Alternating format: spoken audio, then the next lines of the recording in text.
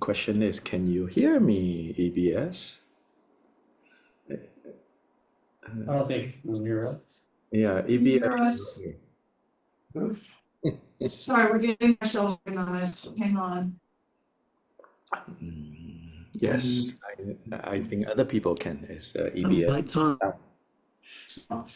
Yes, hello, Danny. I That's, will just continue oh, to it should be yap, right. There you go. yap, yap, yap, and Yeah. yap, yap.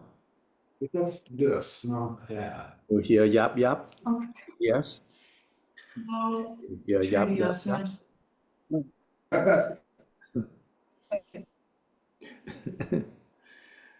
we go. Yap, yap, yap. All right, thank you. Thank you. Yeah, Robert.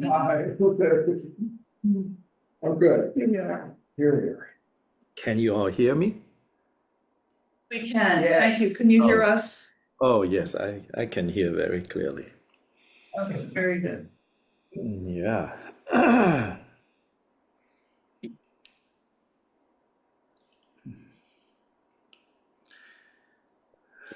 So where are we with Bodhicayawatara? Nick? Oh, well, it was going to be 111, 112, and 113 in meditative concentration. Page 105. Right, right. And Mhm.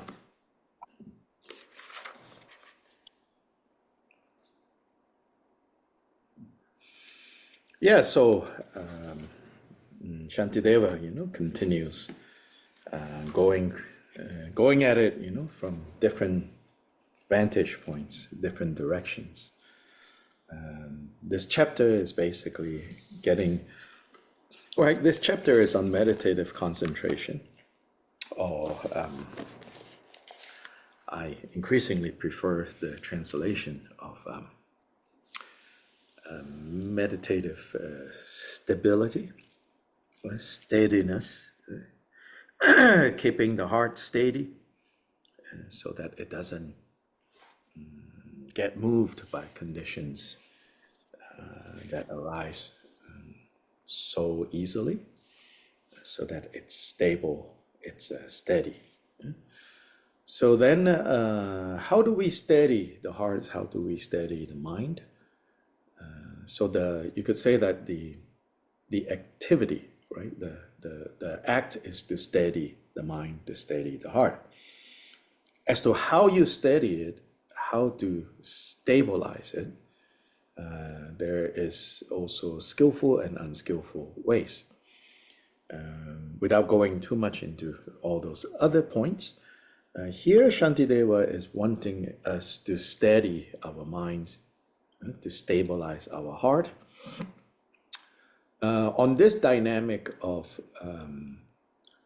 again and again turning away from self-obsession, self-centeredness, and kind of framing it so that other cherishing is what we do, and self-cherishing is what we give up.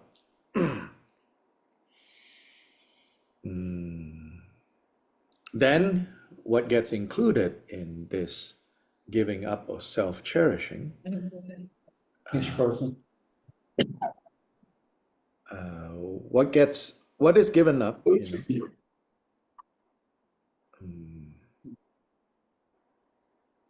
so what is given up, in part of what's also given up, part of what you have to work on with regards to self-cherishing, it's the gross and subtle ways in which we are attached to sensuality and sense pleasures, which is tied to the body. This is particularly relevant in the immediately relevant is Shantideva's original audience, his community of brother monks. But it's not like the issue only pertains to monks or to nuns. We should also not have this, I would say, kind of off view, a slightly wrong view when we think, oh, those things are only relevant to monks and nuns, not to be under the power of sensuality. Because it's not that because they are monks and nuns, therefore they are not allowed, and we are not monks and nuns, and therefore we are allowed. If that is our understanding, then we will fault the person who arbitrarily came up with these rules. We would say,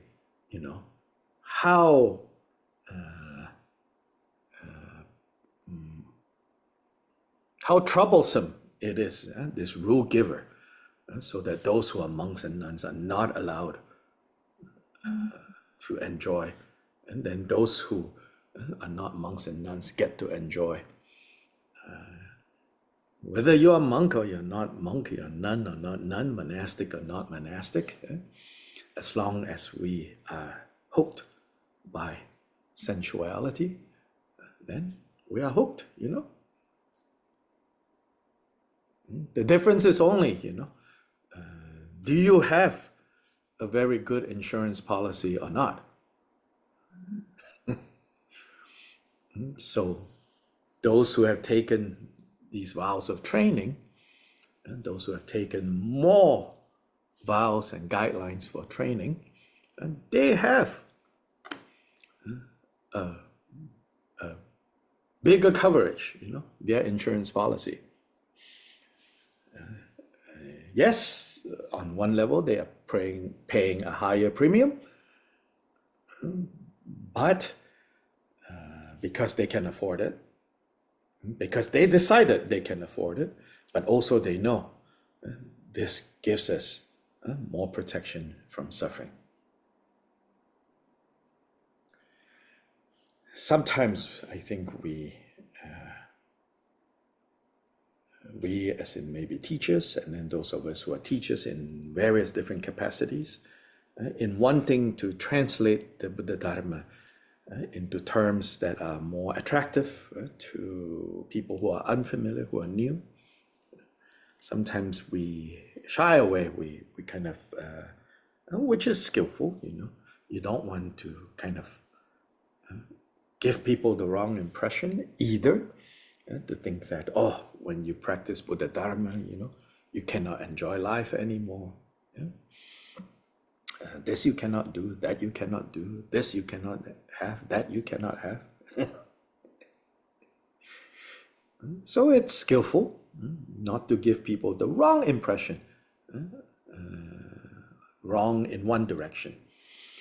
But it's also wrong in the other direction. If we now think, that's not relevant, And then we read, in Shantideva, especially this chapter, where he talks about right?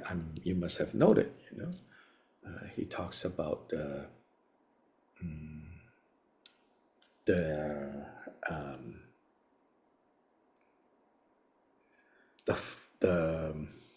what's the word I'm looking for? The undesirability of the flesh, of the body. Basically, he's saying, if you look underneath the skin, really, beauty and attraction and desire is only skin deep. Once that delicate skin is compromised, meaning a cut, right? At least that part of that body is no longer that attractive, no longer that satisfying. In fact, we then tend to look away. So Shantideva is saying, start peeling it apart even more. Just mentally peel apart. until you peel off, right?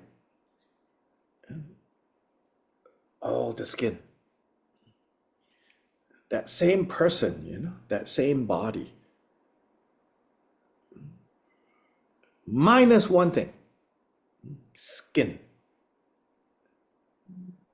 Where is the desire? Where's the desire now? Where's the attraction now?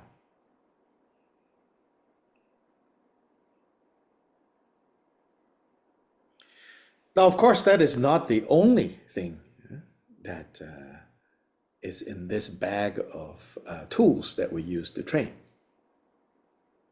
If you only did that, of course, you may kind of end up with a very weird, warped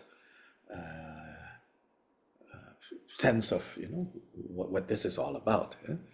On the one hand, we are doing that, but here on the other hand, we are again and again reminded by him about, such as on stanza 108, the ocean-like immensity of joy arising when all beings will be freed. Will this not be enough? Will this not satisfy? So again and again, on the one hand, he points to, maybe you feel even, like it's overemphasized, it seems. But it's not really overemphasized. It works in tandem with, and on the other hand, how can we stabilize, steady our heart in a skillful way? How do we do that? We go from self-centeredness into other-centeredness.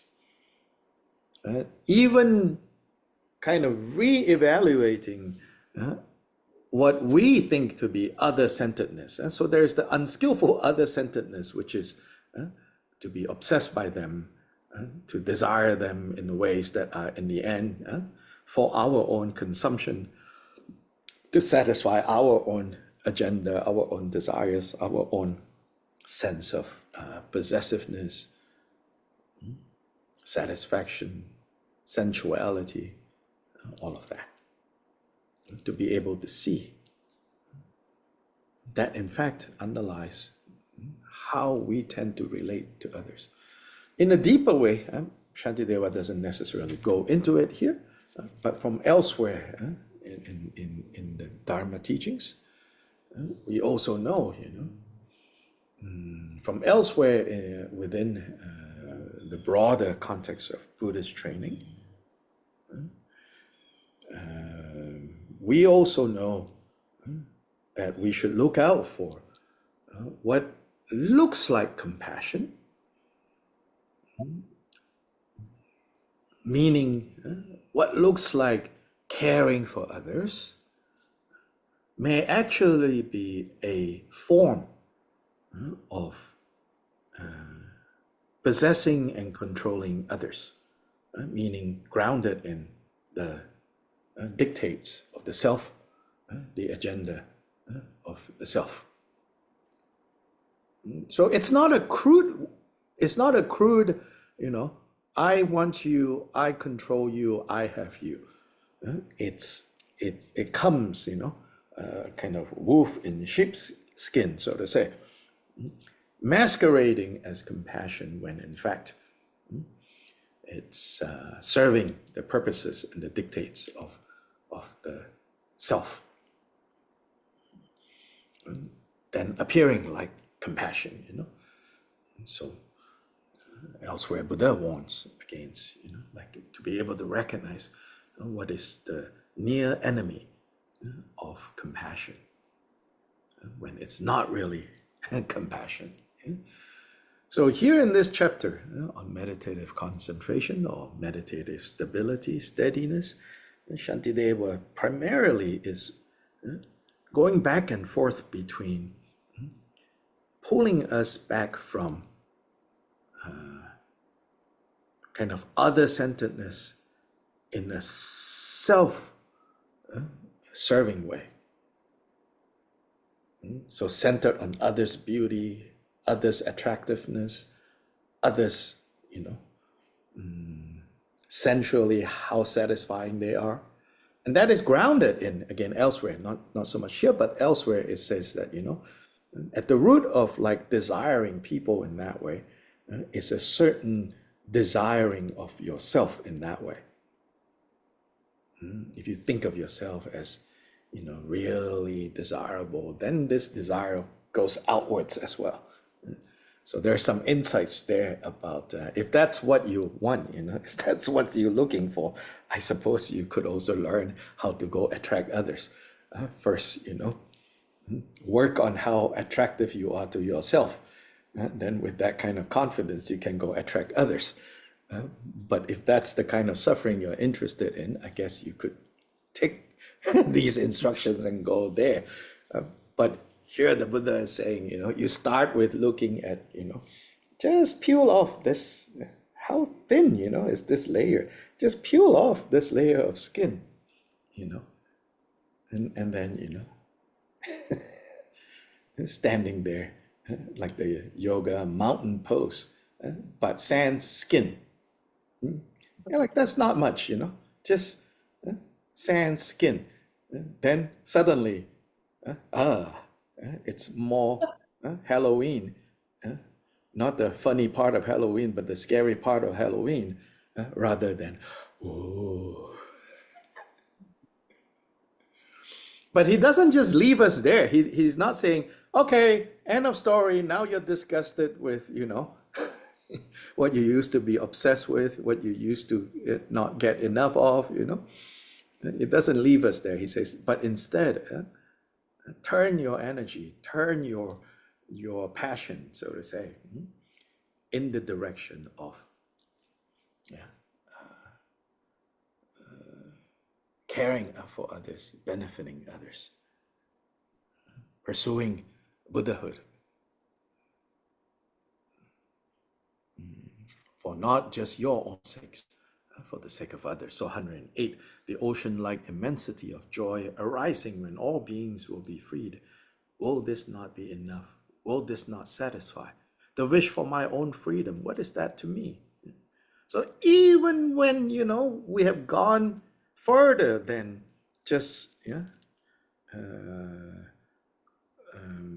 focus on ourselves and focus on others on this skin deep level, superficial level of satisfaction and desirability. Even when we have gone beyond that and now we think, oh, I want freedom from suffering.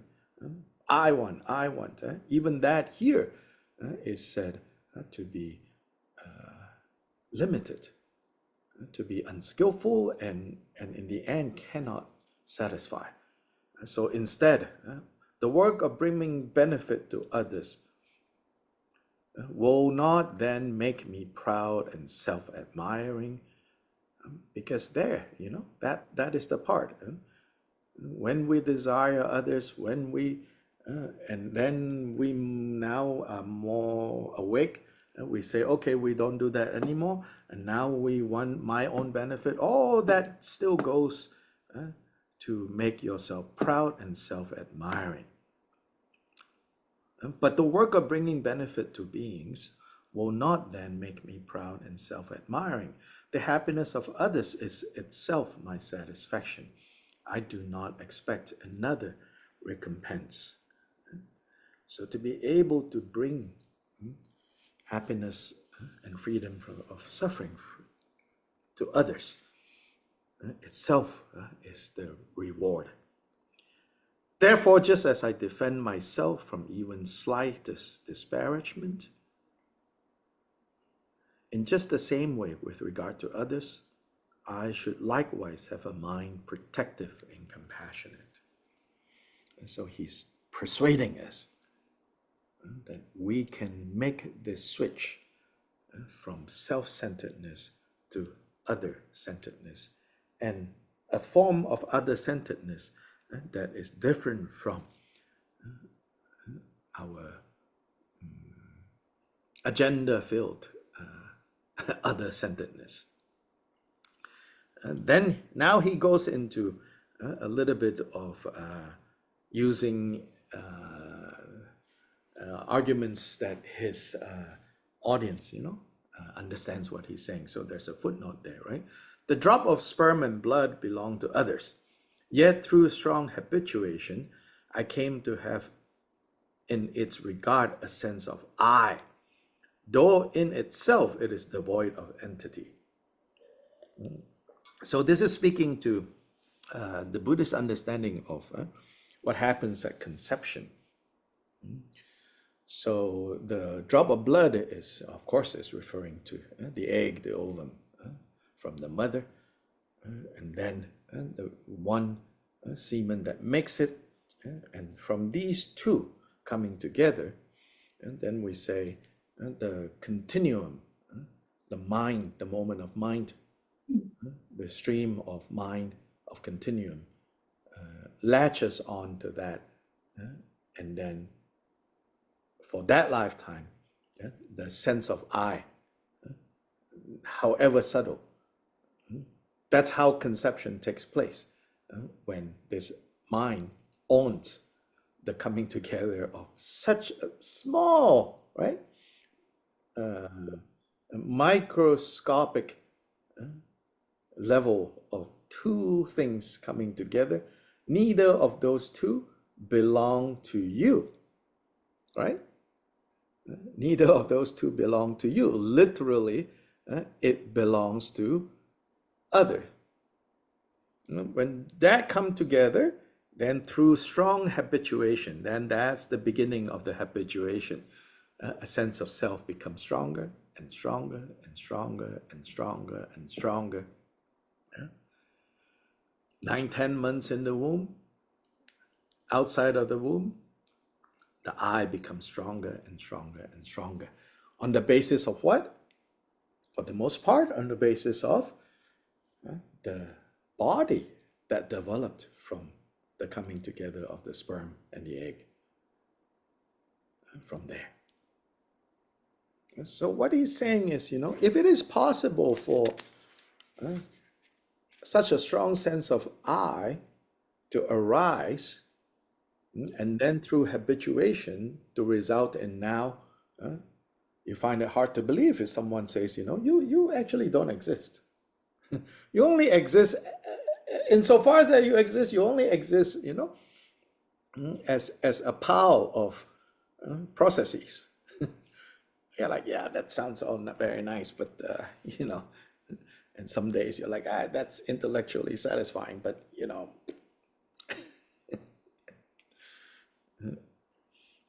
emotionally it doesn't feel like that.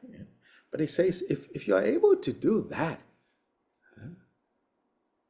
and clearly you are, then 112 is so. Why not identify another's body, calling it my I, and vice versa? Why should it be hard to think of this, my body, as someone else's? This also becomes the basis for later, as in another context, the practice of deity yoga, in part, is saying, instead of giving rise as to a sense of I, based on, in Vajrayana language, based on changing impure conditions,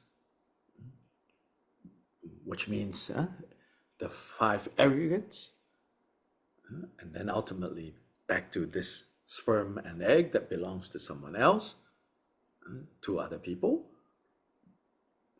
Instead of developing a sense of I and investing in that sense of I that has arisen from these circumstances, now you build a different sense of I that arises from the subtle body, the subtle form, the refined, subtle in the sense of refined form of Buddhas.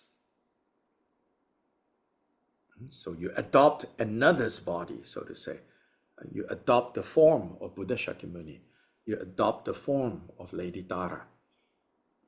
And you habituate thinking, I with regards to that.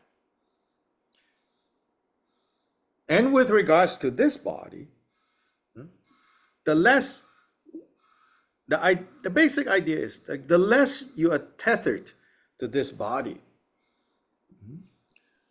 then the less you will be subject to the uncertainties of this body. Is that why the Buddha likely went down the road of asceticism for a period before he saw it was sort of a dead-end street? Yes. And say more? Well, I was, that basic notion of the body wants, it wants comfort, it wants food, it wants this, it wants Yes. other, attractions. And it just kind of makes sense that asceticism, a part of it, could begin to quiet that hunger for sensual pleasure. Mm-hmm. When that story is told, it's often told with a slight different emphasis, which is to, and often the emphasis there is that even in the act of kind of understanding more clearly what is this body and mind, in that when he was engaging in this extreme asceticism, he made the mistake. This is how we understand what happened there. It was a mistake. And what was the mistake? The mistake was denying the body and torturing the body was done because at that point he still thought that was the I that needs to be denied.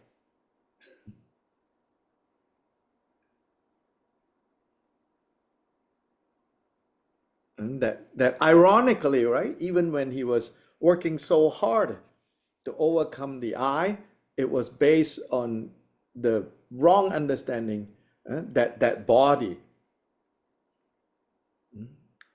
So he went from, so they often say this, he went from a life of complete indulgence that was further provided by and encouraged by the great resources that his father had.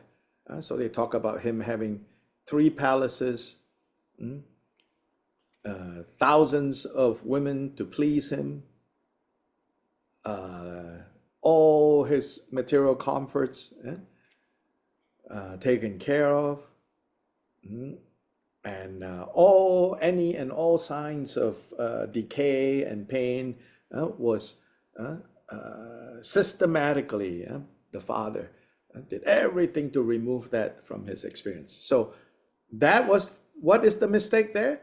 The mistake there, again, the mistake there is thinking that indulging will protect the I. Then the mistake with the asceticism is thinking that punishing the body will protect the I. Enlightenment was when he understood the mechanics of I making. Then both indulgence and punishment fell away.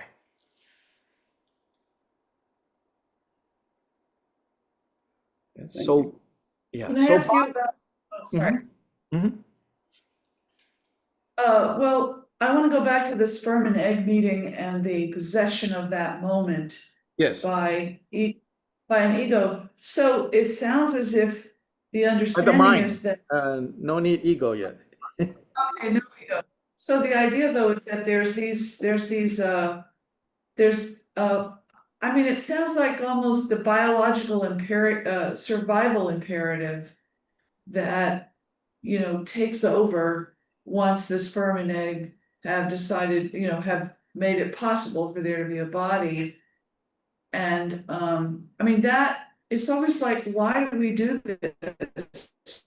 You know, why does an I have to enter the picture at that moment?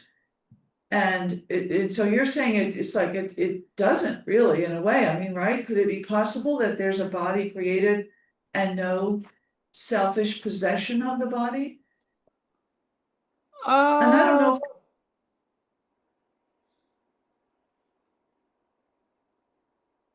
I don't know if at that moment, selfishness as we understand it is yet in the picture. yeah, Selfishness is further down the road. Actually, the Buddhist problem is even more subtle than selfishness. yeah, Yes, so I think I've mentioned this before, although I have not really fully developed my thoughts on this. It's vague, and maybe I prefer to just leave it vague. I think I've said a few times, I like this book when I read it a few years ago when it first came out, called Why Buddhism is True. yeah, It's yeah. basically an intellectual who has been exposed to Buddhist practice, primarily Buddhist meditation, taken an interest in that and has done quite a bit of that, and then begin to reflect on some aspects of Buddhist teachings and Buddhist practice. And he does a good job in saying, you know, I'm not talking about all these other things that could legitimately and in fact historically have been associated with Buddhism. I don't know about those things. I can't say much about that. I'm going to leave those things alone. I'm just going to talk about what I've been exposed to, what I have practiced. So I like that a lot. So basically, he writes from the perspective of insights from evolutionary biology and evolutionary psychology. And so he comes from that tradition. He writes from that position. And one thing I've said before is like, based on what he says, you know, like the kind of the self-preservation gene, the evolutionary imperative. He helps us understand why rage, perhaps at an earlier part of human development of human society, perhaps rage have some kind of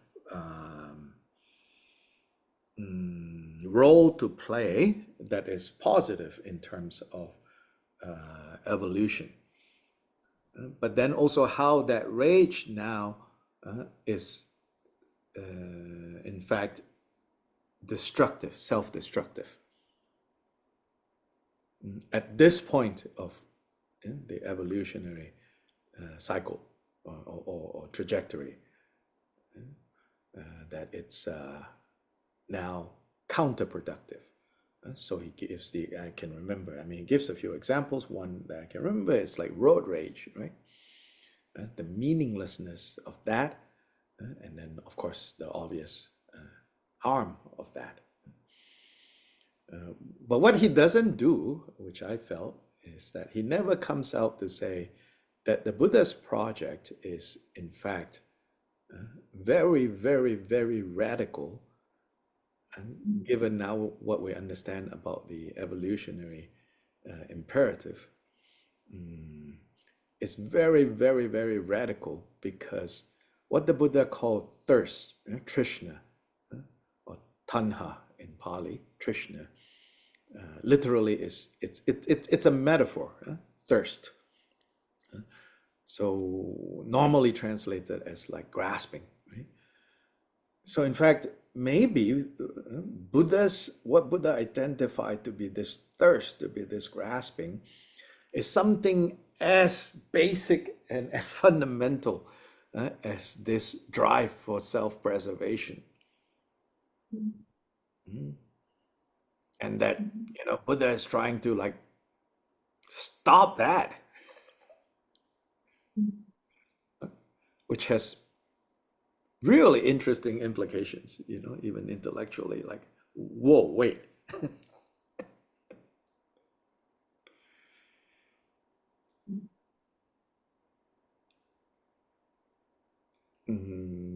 what we think of as selfishness, ego, la la la, all this is way down the road of how suffering turns up. It's but when it comes to Buddha's realization, understanding of how suffering arises, it's on a very, very, very subtle level. That's why I don't think the word ego or even selfishness applies. It's very subtle. Well, I'm just asking if it could be avoided. If it's not inevitable that just because there's a physical body, that conclusion about It can be avoided if you achieve liberation in the bardo. okay. Yeah, that's the answer right there, yeah. Yeah, then you don't even go towards that. It Yeah. says that you even turn up for the event because in the pangs of sexual excitement and pleasure that these two people are experiencing, they give out some sort of light that sends you a signal. And because you recognize that experience, so you go like flies, to a rotting heap of flesh. That's the imagery given, like immediately you go. Yeah, and then the cycle has started. So Yeah, that's then it. the Abhidharma provides more details. It says, if you go there but it doesn't really tease out all the implications. Like, what is it saying? Like, is it the result or is it the cause? It's not clear actually. But the way it's described is that it says, then when you go there, because first of all, you have karmic connection to these two people. So that's a requirement. So it's not just randomly anyone. It's not just randomly anyone having sex, you go. First, you need to have karmic connection to these two people, strong karmic connection. Secondly, you recognize what they're doing. And then once you recognize what they're doing, what is going on, you have attachment and aversion towards these two people. And that's how the Abhidharma teachings explain. If you are jealous and have aversion towards the future father, then you will conceive as a female. It's simplistic in a sense, right? I mean, you go into the the complexity of gender and sex and la la la. Then of course it gets complicated. But even the basics are kind of interesting. It gives us some ways of thinking about what is going on. And then the other scenario, if you are jealous and you are have aversion towards a future mother, then you will conceive as a male child.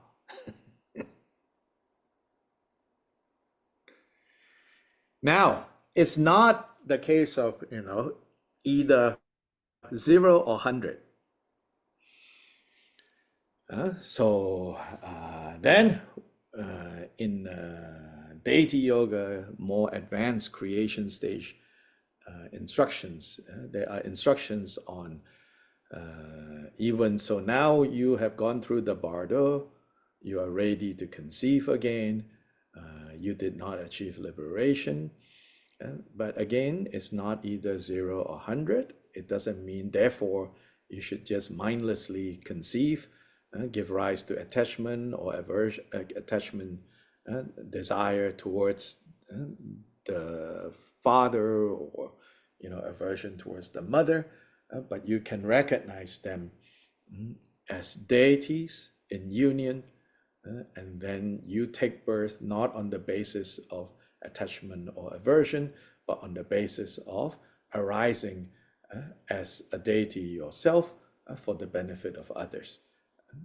Then they say you could become a special being and have special kind of, these child prodigies with regards to Dharma, which in the Tibetan case, they have institutionalized into the Tulku institution.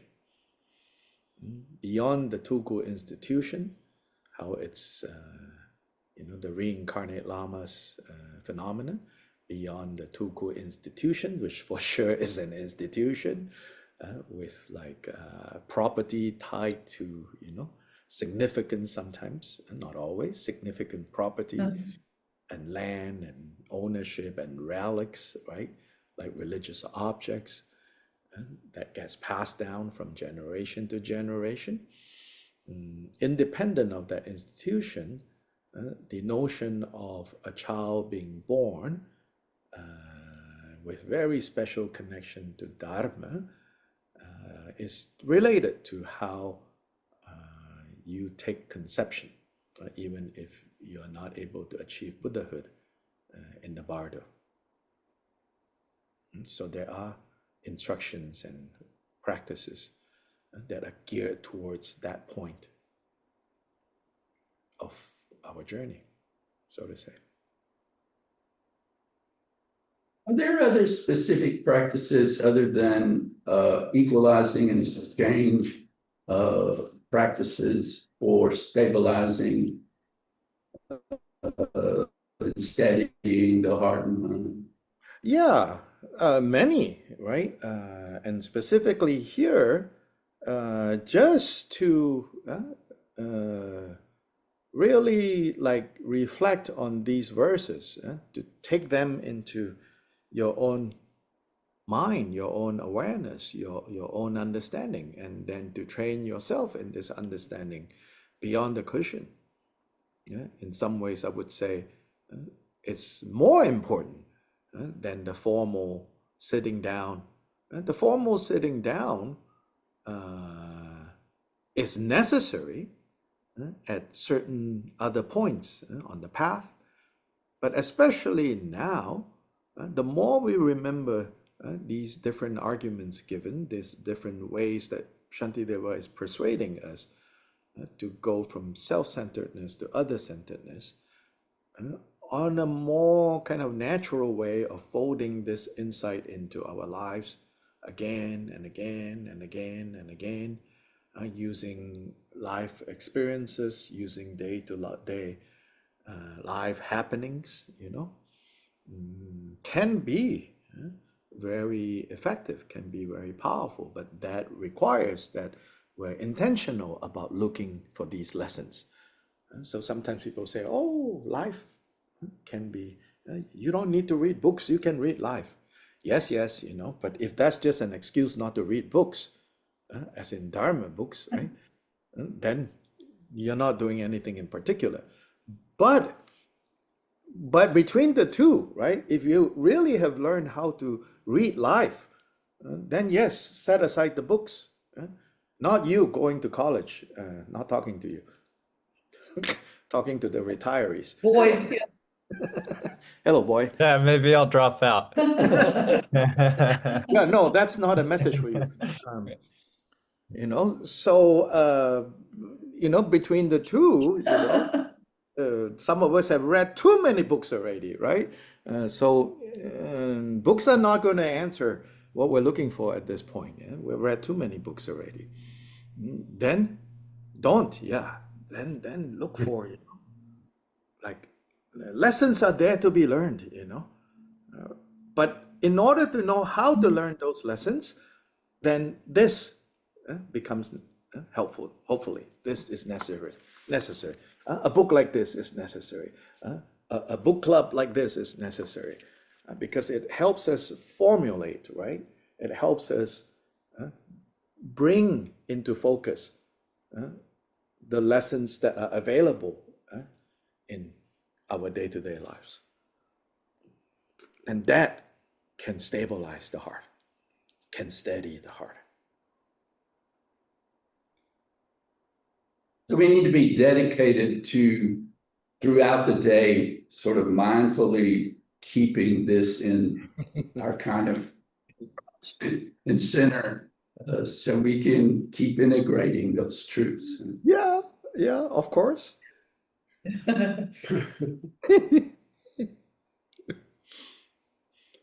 But intention goes a long way. Refining that intention, strengthening that intention, yes, goes a long way. The classically meditation are techniques. So you have to find your own kind of percentages, of how much of book study, how much of disciplined formal sitting, how much of refining intention. Each of us, need to kind of find that kind of find that balance. Yeah, there's no one size fits all. So we have to take responsibility, and also we already have the permission, and we don't need anyone's permission to kind of develop the path. So the fourth noble truth is the noble truth of the path to the end of suffering. That path needs to be developed within our own heart mind. The path as it is described in the text, and even the path as explained to you by your teachers, they are still not yet exactly the path, the process that you have to undergo. That process, that path, you have to develop. Not talking about, making up your own Buddhism, but talking about how to take into your own experience what is most needed when only you, through trust in your own ability on the one hand, combined with appreciating the need, the necessity to keep refining our intention, and the ultimate intention is called bodhicitta. And then need to relax, don't become obsessive. And then if you are a product of the South, especially, need to know how to be kind to yourself.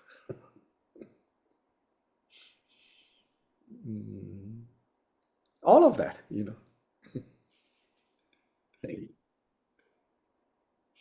Be gentle, handle with care. This delusional self that we want to see through its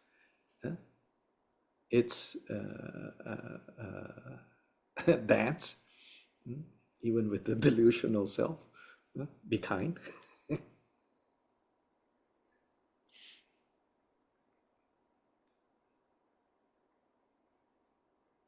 Dr. Lai, you mentioned karma earlier. Can I ask a real quick question on that? Say that again? Real quick question on karma you mentioned earlier.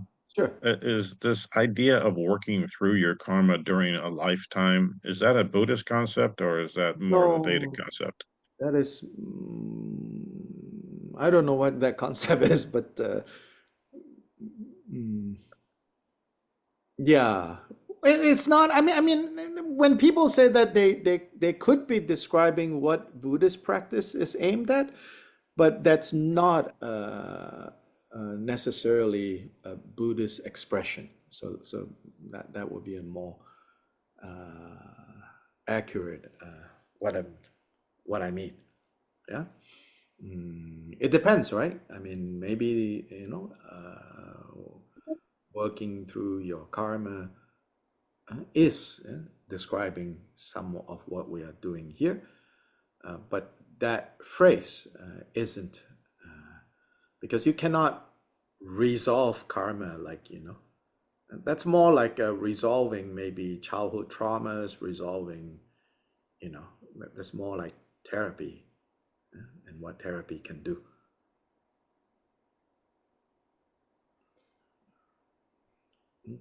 For us, karma is more about understanding karmic causality, helps us to pay more attention to now what choices we're making in terms of actions of body, speech, and mind. How can we choose more skillful actions of body, speech, and mind? And what is more skillful is what is more virtuous. What is more virtuous is what is more conducive to happiness. And some of this we cannot see exactly, and that's why we rely on the rules of training the Buddha gave. So we say that the general contours of the rules of training that the Buddha gave, many of them we can understand from our own experience. But there are some that we cannot see exactly what is going on. And the Buddha has also not explained because it's beyond us, so to say. So this is when faith and conviction in the Buddha's teachings is a necessary element. With regards to some of the things, I'm not saying like all the rules of training are kind of like, oh, it's beyond you. No, a lot of them we can understand. But there are also things that we cannot see so immediately, so easily. But because of conviction in the Dharma, arising from having experienced other parts of the Dharma, then we have conviction that, oh, this rule of training is necessary there. I may not understand what it is, but if I apply it, I will come to see what it is about. So and that's faith, sure, believing in things that we cannot see, but even that is considered a step towards then doing enough or living my life enough along those lines so that why it is so becomes clear.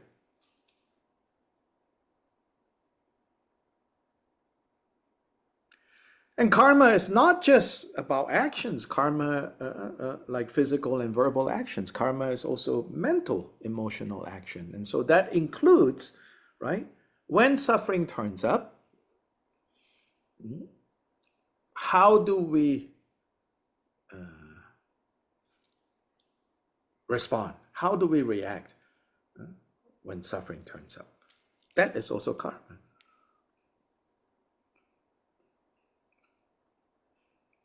Karma is really not about rewards and punishment.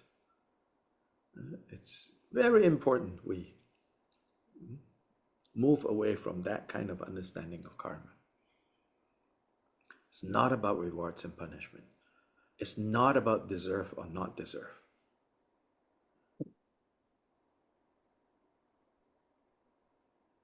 This notion of deserve, I just got curious recently. I started to look into, consult the all-knowing internet.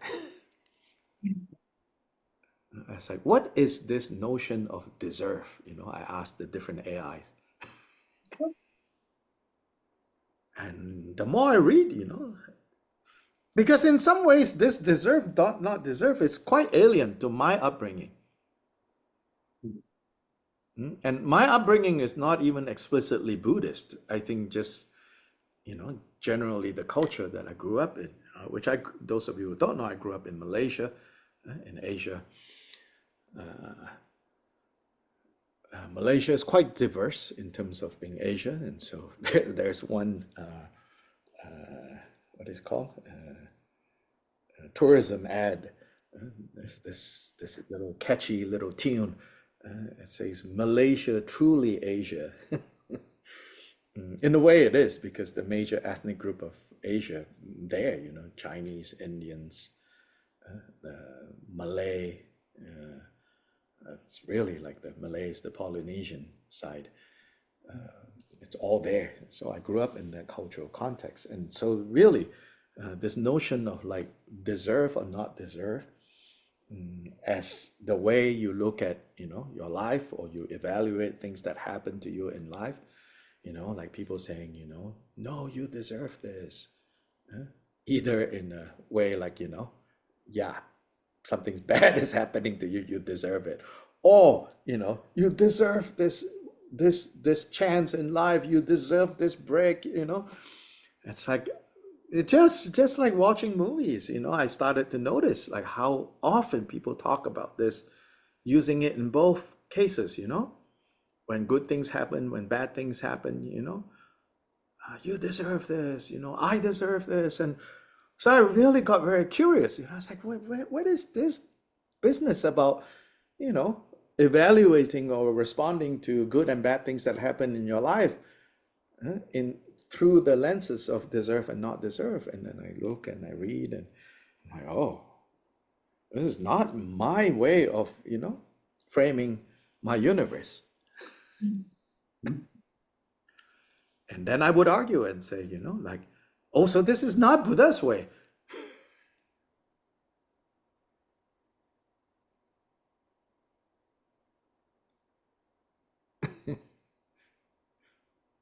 Thoughts?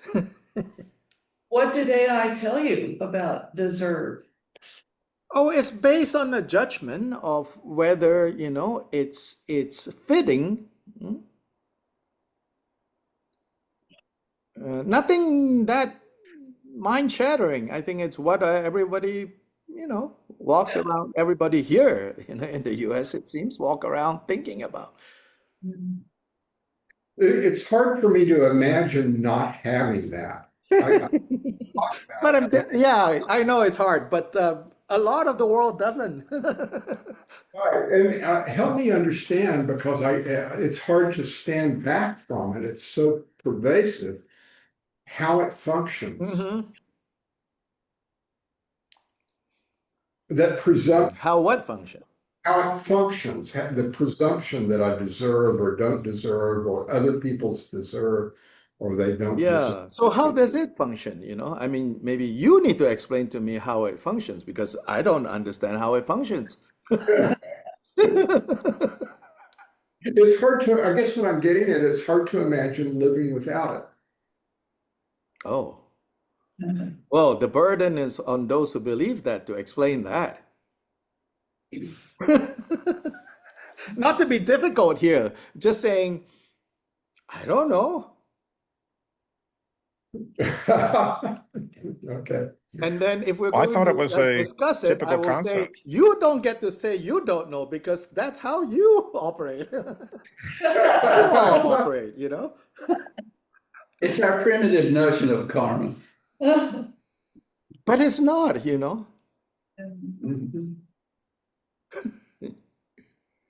I thought it was prevalent in the Indian culture about, you're born into your caste, you deserve what you have previously earned.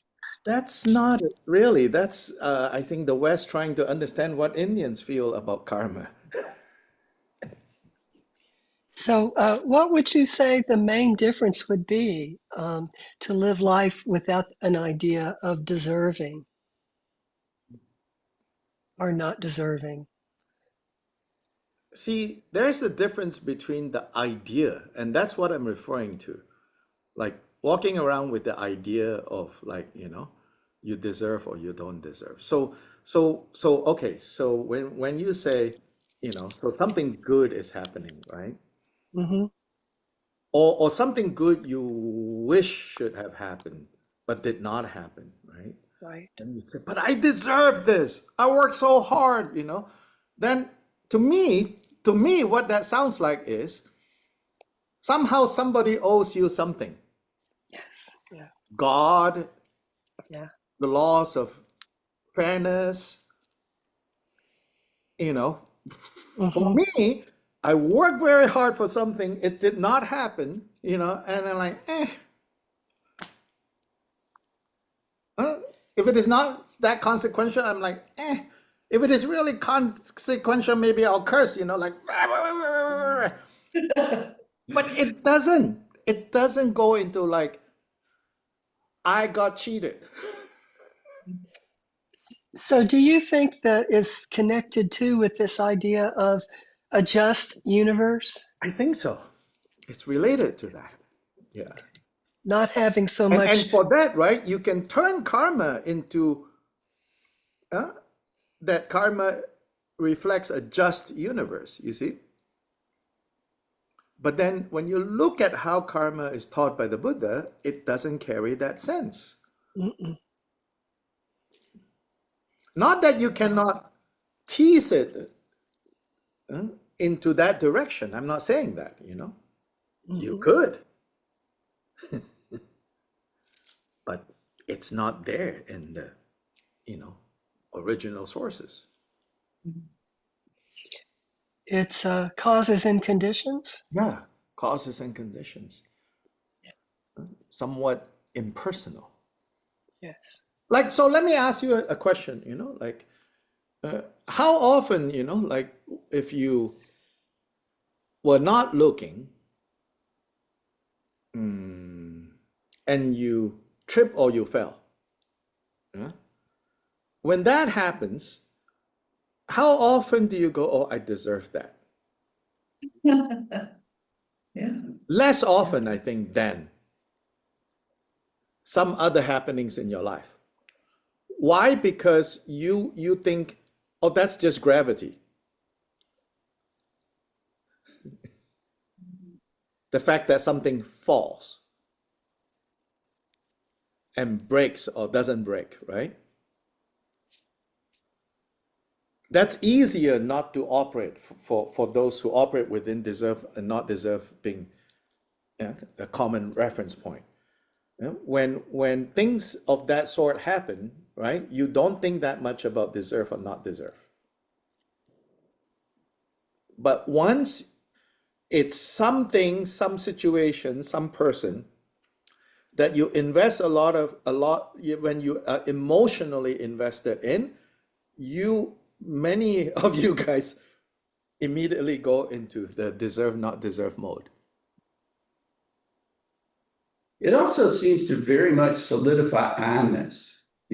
I deserve, the whole world's kind of about me and I deserve it. I don't deserve it. Yes. It's seems to just flow right out of our Western, it's all about me. Yeah. Seems to be also the 90% of the comments section in any post. Such a playground of blame and, yeah. Yeah. weird. I mean, tornado victims Yeah. deserved it because they weren't right with Jesus or something. I mean, it's so, Yeah. Or even like leaving Jesus aside, right? Buddhists also talk that way. Sometimes, well, like you were stupid enough to build your house in the floodplain, so there. Yeah, Sure. so then they're like, oh, deserve, right? Exactly. Deserve. But my reaction is not so much deserve or is not deserve, right? Yeah. My reaction to that is like skillful or unskillful. And you say, well, it's just potatoes and potatoes. No, I don't think so.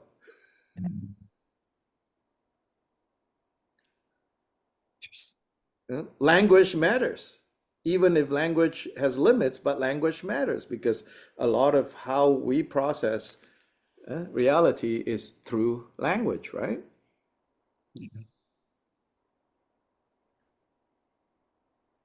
So there are subtle but consequential differences in terms of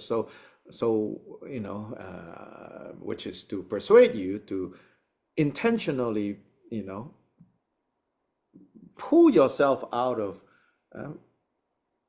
framing experiences that arise in your life so automatically along the lines of deserve or not deserve. Just even as superficial as using other words to frame it. And at first it may be the same emotional response, but over time, I think it will shift. Yeah, so I'm not saying all of you, but if you find that, so you can examine this and pay attention, if you find that a lot of times you react to something that you're emotionally involved in, invested in, and you react to the good and the bad that turns up there in terms of deserve or not deserve, immediately kind of point to that and say, see, so let me reframe this as skillful or not skillful. Productive of suffering or productive of happiness.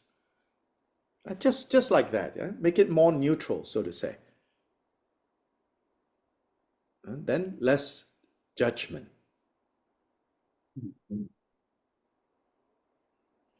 Then less blame.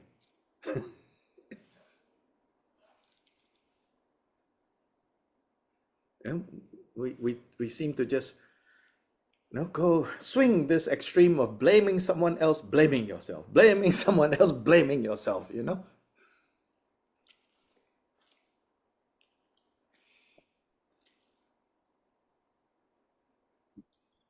Drop that.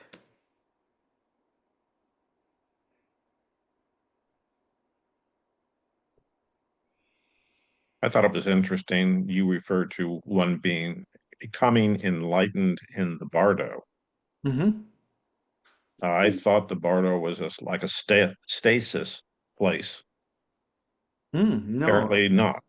The Bardo teachings in part were given to help us find the exits that turn up in the Bardo, and to be able to recognize the exit door and to exit.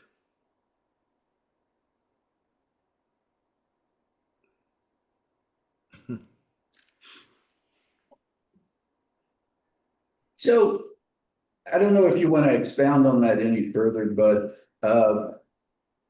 what would that mean about karma if we got a chance and we took it and then suddenly we're out of samsara? I guess by taking that, we exhausted our karma. No. Yes and no. So maybe no need to limit it, although I know yes, the question comes from the question of being in the Bardo, but anywhere. So what happens when Buddhahood is achieved is when Buddhahood is achieved, all negative karma is in that moment destroyed. Sometimes some residual karma will still come into fruition, but it doesn't affect that person anymore, even when the residual turns up. Are we saying that they don't experience pain? We're not exactly saying that, although some Buddhists literally think they don't experience pain anymore. They meaning those who are enlightened, and then residual karma, negative karma. Karma is not always negative, there's also positive, So, but most of the time when we talk about karma, we tend to think only of the negative, yeah? But basically at enlightenment, let's put it this way. At the moment of complete Buddhahood enlightenment, all negative karma comes to an end, with the caveat that there may be residual negative karma that will still arise. So for example, Buddha Shakyamuni achieved full and complete enlightenment at the age of 35. Then he was alive, at least in that body, as that person, for another 45 years. During those 45 years, various things happened. In some cases, he was injured, and clearly, there was pain, or at least looked like there was pain. And this is where Buddhist metaphysics and metaphysicians kind of disagree and debate. But within that debate, they all agree that that's just the residual of some heavy negative karma in the past, that even though now he is Buddha, there's some residual things that will still arise, but it doesn't create suffering. Some will say it doesn't create even pain. The pain that he seems to experience is just, based on your looking, it looks like pain, but it's not pain to him. But others will say, no, there is pain, but there's no suffering. Then what happens to all the good karma? All the good karma, they also come to an end, but how they come to an end is they turn into Buddha's compassionate acts, Buddha's loving acts for the benefit of others.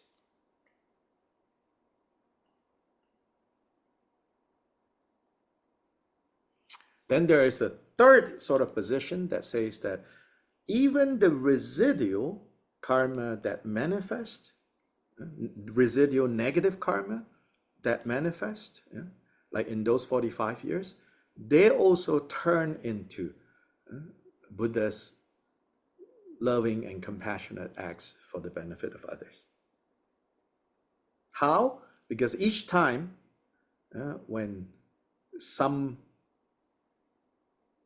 seeming negative karma arising, sort of such as when he was injured by a poisonous thorn and causing infection on, I think, his right toe, big toe.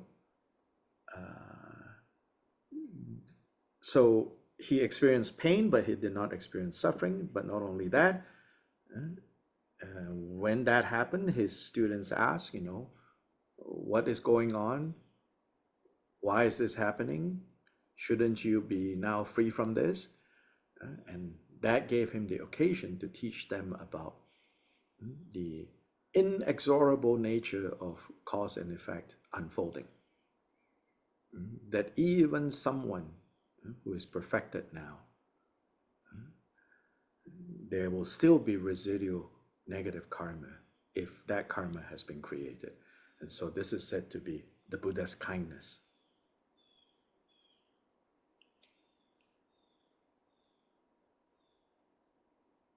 The Buddha's compassion, the Buddha's love for others.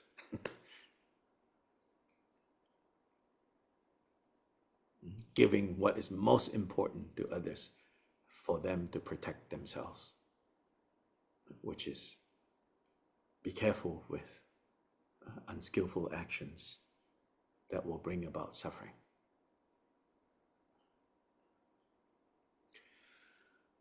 So I think you all need to vacate the space. I need to get to my next thing.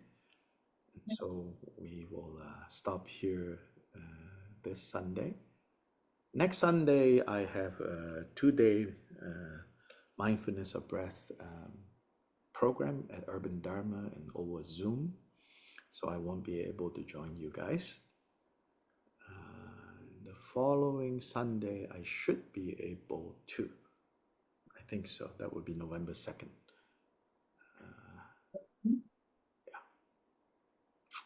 Wonderful, thank you. Cool. Thank you. Thank you. Thank you, Dr. Lai. Thank you so much. Thank you. And bye-bye and be well. And I will see you all, talk to you all soon. Bye-bye. Bye.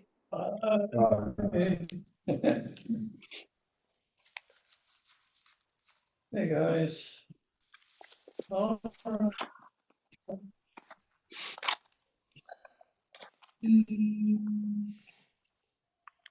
Yeah.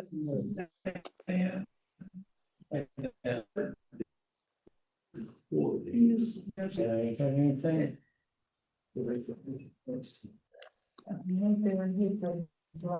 That's the square, no, this one. Oh, thank you. Yes.